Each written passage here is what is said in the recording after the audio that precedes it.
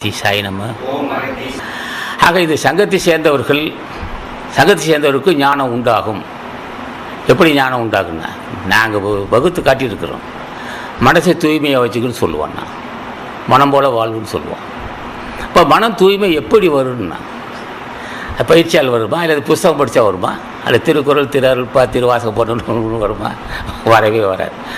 அதெல்லாம் எடுபடாது. படிக்கலாம், அது துணையாக இருக்க ஒரு கருவி தான், படிக்கலாமே தவிர குணப்பண்பு தூய மனம் எப்போ வரும்னா, கேலாசானை அடிமையை அகத்தீசா நான் உன் திருவடிக்கு கொத்தோடையாக தொண்டை செய்ய வேண்டும், அடியின் தூய வாழ்வு தூய மனம் பெற்றுக்கொள்ள வேண்டும்.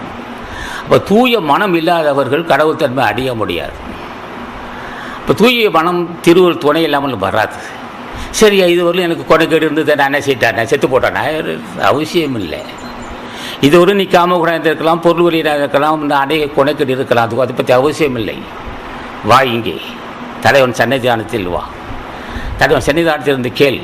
நேற்று வரை நான் தவறு செய்திருக்கேன், புலாடு கொண்டிருக்கிறேன், மது வந்திருக்கிறேன், பிறரை இகழ்ந்து பேசுவேன், பிறரை மதிக்க மாட்டேன், அப்பேற்பட்ட கொனைக்கடி இருந்தது தான். ஆனாலும் இன்று நான் திருந்து ஆசைப்படுகிறேன் தாயே என்று சொன்னால் திருத்துவா. பயப்படாதே மகனே, உன் கொனைக்கடியை உடைத்து தருகிறேன். ஆசான்கிட்ட கேட்க வேண்டும். நேற்று ஒரு நான் இப்போ குற்றம் செய்கிறேன், இது இந்த நேரோடு தவறு செஞ்சுக்கலாம். இனி நான் திருந்தி மனிதனாக வாழ ஆசைப்படுகிறேன். யார் ஒருவன் மனிதனாக வாழ ஆசைப்படுகிறானோ அன்றே அவன் கடவுளை அடைய முயற்சிக்கிறான். மனிதனாக வாழ வேண்டும், பிறகு தேவராக வாழ வேண்டும், பிறகு ஞானியாக வாழ வேண்டும், பிறகு கடவுளாக வாழ வேண்டும். அப்போ ஒருவன் சிந்தனை உயர அவன் நிலை உயர்ந்துக்கிட்டே வர்றான். சிந்தனை உயர வேண்டும். அப்போ சிந்தனை தெளிவான சிந்தனை இருக்க வேண்டும், தெளிவான அறிவு இருக்க வேண்டும்.